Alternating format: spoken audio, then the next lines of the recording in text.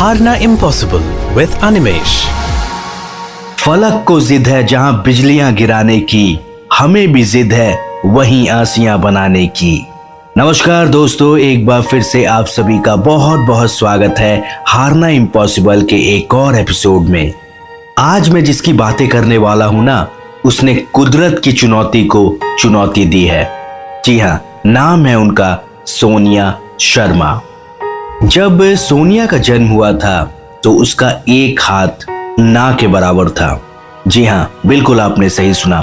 सोनिया के दाहिने हाथ का ग्रोथ जैसा होना चाहिए वैसा नहीं हुआ था।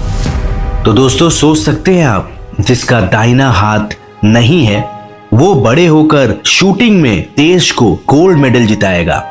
इम्पॉसिबल लग रहा है ना? अब क्यों ना लगे। राइफल शूटिंग के लिए दोनों हाथों की जरूरत होती है। एक हाथ से हमें राइफल को पकड़ना पड़ता है, दूसरे हाथ से हमें शूट करना पड़ता है। लेकिन सोनिया ने चैलेंज को चैलेंज किया और वो करके दिखाया जो आम इंसान भी नहीं कर पाते हैं। क्या है सोनिया की कहानी, चलिए जान लेते हैं। अगर किसी की जिद देखनी हो, अगर किसी का जुनून देखना हो, तो सोनिया की कहानी सुनना बहुत ही जरूरी है।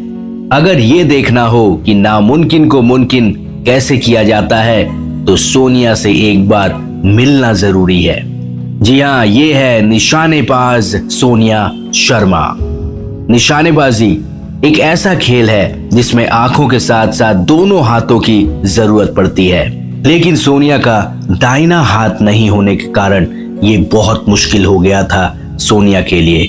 लेकिन सोनिया ने कहीं ना कहीं मन में ठान लिया था कि उसे इस असंभव को संभव करके दिखाना है। आगरा की रहने वाली सोनिया को उसके पिता ने ही ये हौसला दिया था कि वो कुछ कर सकती है। पहली बार प्रैक्टिस के लिए राइफल भी उसके पिता ने सोनिया को गिफ्ट दिया था। उनके पिता ने सोनिया को बचपन से ही ये सिखाया था कि तुम हर काम कर सकती हो जो दूसरा नहीं कर सकता। 2011 से ही सोनिया की जिंदगी में काफी बदलाव आया। जी हाँ, उनके स्कूल में एक शूटिंग कैंप लगा था और वहां से ही सोनिया को शूटिंग की रुचि जो है वो जागी थी। अच्छा निशाना लगाने के लिए इस कैंप से ही सोनिया को स्कूल की तरफ से यूपी लेवल पर खेलने के लिए भेजा गया, जहां सोनिया ने दिव्यांगता को पछाड़कर जनरल कैटेगरी में भाग लिया और बहुत ही अच्छा परफॉर्मेंस दिखाया। इसके बाद मानो जीत के रास्ते धीरे धीरे करके खुलते चले गए। साल 2017 में Bangkok para shooting world cup championship और पुणे में नेशनल शूटिंग चैंपियनशिप में उन्होंने गोल्ड मेडल जीता।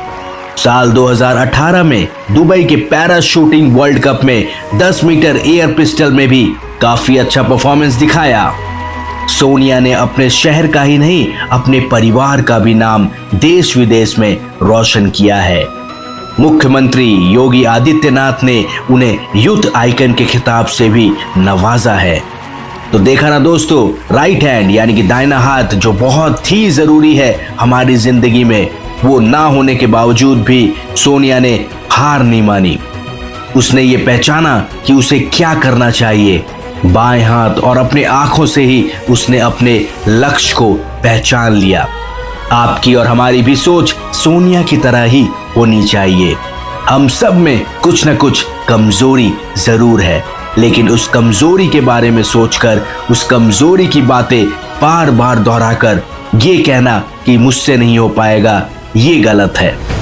आपको अपनी कमजोरी को ही ढाल बनाकर आगे बढ़ना होगा और जीत की ओर बढ़ते चले जाना होगा। एक और ऐसी कहानी लेकर मैं अनिमेश आपसे मिलूंगा अगले वीक।